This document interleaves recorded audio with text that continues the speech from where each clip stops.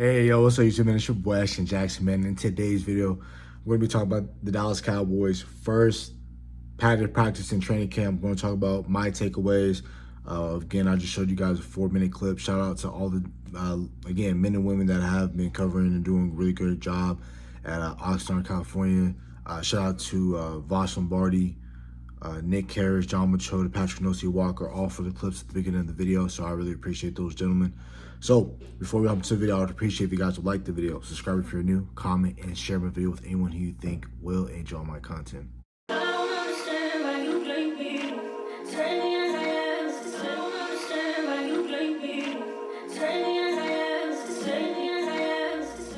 So hopping straight into it, man, we're going to start out with a quote from Tyler Guyton. And one thing I would like to say about Tyler Guyton is, man, he's been doing an unbelievable job compared to this year versus last year, how his camp was, right? So for me, what I've been seeing him versus, Donovan Ezeraku, Sam Williams, Dante, Marshawn Nealon, I've been seeing just great clips.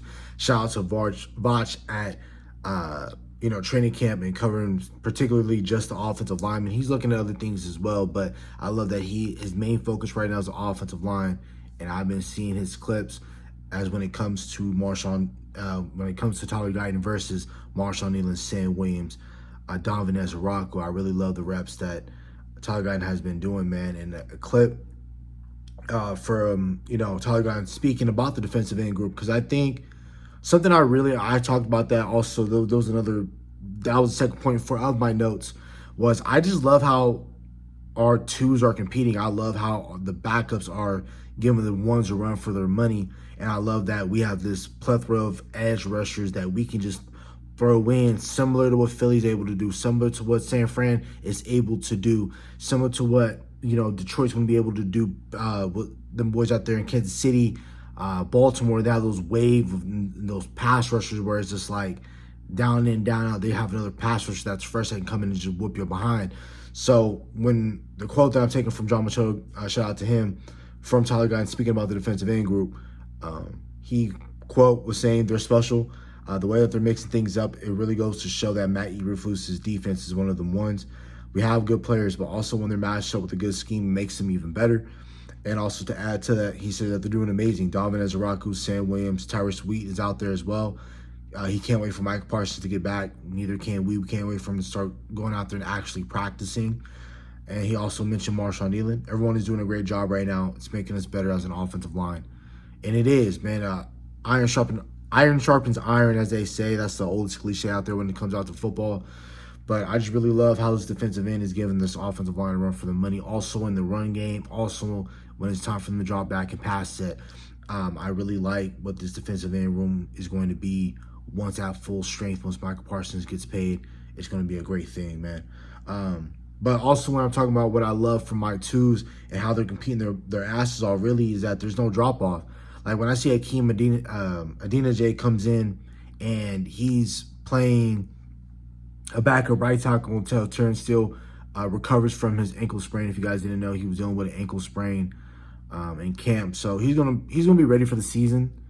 That's at least a month to recover from, depending on whether it's a high ankle sprain or low ankle sprain. But either which way, an ankle sprain takes at least 3 to 4 weeks to recover from. I saw him warming up today, but I didn't see him take and participate in any team reps. But, man, when I seen, Akeem Adina-J or Sadiq Charles, or when those guys are stepping in to play right tackle, I don't see them made a drop-off. I don't see them getting their butts whooped, and Dak Prescott can't get off the ball in camp, you know what I mean? Also, I see Joe Milton. He's still firing the ball, and it doesn't matter who it's to. He's giving the ball with the same velocity, and he's putting zip on that ball, which we need, right? To give Trayshawn Holden, Ryan Flournoy, John Stevens Jr., which I'm talking about him in a little bit. We're giving all those guys just great looks, because Cooper Rush was able to do the same thing. Don't get it twisted. But it was once we got into August and once we were playing training camp football, Cooper Rush wasn't really a guy that was going to deliver the ball downfield and intermediate consistently. So that's what I love about what those guys are doing. I love that the backs do. I love what Jaden Blue is doing. He's not fumbling in the camp. He's paying attention. He's, great awareness. I see him that when he's getting into a pile or when he's about to outrun the defense, he's looking around to make sure nobody's trying to catch him. And if somebody does catch up with him, he's holding that ball, making sure that, they're not punching it out, because that was a major gripe against Jaden Blue coming out of college, was him just putting the ball on the turf. So I love what the twos are doing. It's mano y mano. It's guy on guy out there, and it's just, man, bring your pads and just bring your pride and go out there. And I love how everyone is competing on all levels and all phases of the ball, and I really appreciate that. And that is definitely something that we didn't see just in the prior regime, and even the regime prior to that, Jason Garrett. I love how these twos are coming out and they're playing. Another thing that I noticed as well, I love how my linebackers are playing, man. I love how Maris Louisville, Jack Sanborn. I know Kenneth Murray isn't there right now because he's taking care of his newborn child, so shouts out to him and his family. So I know he's taking care of family business right now. And then you got Damone Clark. I love that those three, there's no drop-off. I love how they're going out there. They're fitting the run game. They're breaking passes up in coverage, which I've been seeing. I just love what my linebackers have been doing, and they are very key as well to stopping the run. We always talk about, we try to blame everything just on two positions in terms of the defensive tackles. Edge need to set the edge, but I also need linebackers to come down and fill in run lanes as well. And I love that's what I've been seeing from guys like Maris Louisville, Damone Clark, Jack Sanborn. So those guys want to keep it up, and prayerfully they're able to bring it in real life action when real bullets are flying in preseason and in the regular season. I love how our run game is opening holes for these backs, man. I love, Deuce Vaughn, Jaden Blue, Miles Sanders, Javonte Williams. Those guys are able to have run lanes and have the red carpet rolled out for themselves so they can go out and show out their abilities and their vision and their power and things of that nature, man. I really love how our run game is just completely changing from last year, and I love that it is a point of emphasis. I love that we're seeing it in real time, just on the clips. Again, we got preseason in about 2 weeks. We're not that far away from playing the Los Angeles Rams in Dallas. So it's going to be very fun to watch, man. And the third, not the third, but the other note I had was Tyler Booker's looking damn solid, man. I really love what he's been doing against. I saw, he mauled Osa Odigizua, but context to that, we do see the clip of Tyler Booker mauling Osa. Osa did lose his footing, but I also saw in pass game as well, Tyler Booker is on a Dak Prescott run. Tyler Booker was able to move Osa out of the way for Dak Prescott, my bad. So obviously Dak Prescott can step up in the pocket and run for maybe a 5-10 yard gain.